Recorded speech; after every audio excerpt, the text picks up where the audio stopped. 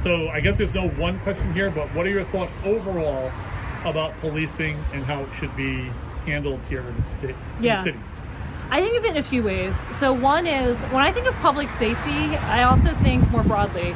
So I thought Vadik Kumba, I don't know if you know Vadik.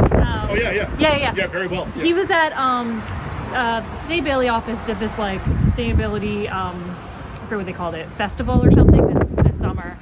And he was there. We had this like visioning time where it was like, what would like a racially just Providence look like? And he had his vision like, what do you think of when you think of being safe? And it was like clean air, clean water, not being hassled, like my house is like safe, like there's nothing in my home that will harm me, you know, all sorts of things like that. And like police were like, the role of police is like not at the top. Right. And a lot of those other things are things we've totally defunded already, like environmental enforcement, like making sure our air is clean, our water's clean, making sure your electricity doesn't get turned off. Like all of that is part of being safe and part of public safety. And so when I think of the police in particular, there's like, they're given a role that is broader than what police could or should do. Like there's my home was broken into, I need to call someone because there was a theft and I feel unsafe and whatever.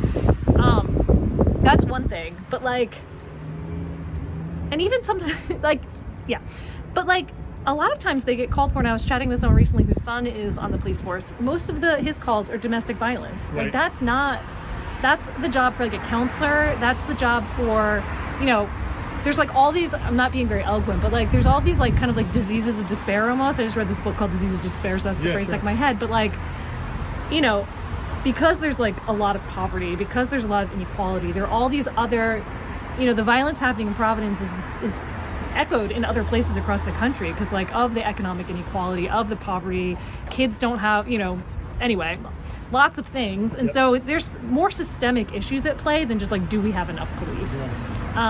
So what we're talking about here is alternatives to policing. Yeah, like alternatives to policing, like getting at some of those like systemic issues of like mental health concerns. And, there could still be a role for police in those cases where like my home got broken into, someone's threatening me in my house, or whatever. Right. But like, I don't know why that's the one example.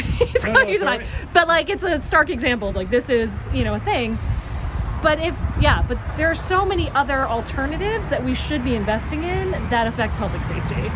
I guess that's and like the addendum of like, I want everyone treated like a white person on the east side. Like I imagine that like if I call the police versus someone else calling the police, right, they might have a different experience. Yeah. And that's, just that's going back a little bit, I thought of that when I was thinking about the real estate agent who told you, call me in a few years and I'll get you into Barrington. Yeah. I wonder if they would have said that to a person of color buying that house. Yeah. Not to cast any aspersions against this person. Yeah. But, it seems to me that that's not something that you might be as comfortable saying to a person of color. Yeah. That's even really given point. Everything else being equal. Yeah. I was thinking of that too with the recent, I hate even to say this, but the Nazi activity on Camp Street. Yeah, I was going to ask about that eventually. Yeah. Like, if those, instead of white male Nazis outside had been, black men, like, would the cops have just like waited for them to leave and walk to their car? Having been in circumstances at a lot of different protests, my instinct tells me no. Yeah. And I'm saying this very honestly, and it's difficult to say for sure, of course, that I've been to a lot of protests, but when people of color get agitated to that extent, and had they been outside a white person's home with that much anger, the police would have moved them along with much harsher intentions, right? Because those videos were terrifying. Like they're bad, yes. They're shouting, they're aggressive, they're banging, they're carrying Nazi paraphernalia. Like they were obviously Nazis. Like they were obviously Nazis, and yet there are some people on the internet now who are calling that into question, which is insane.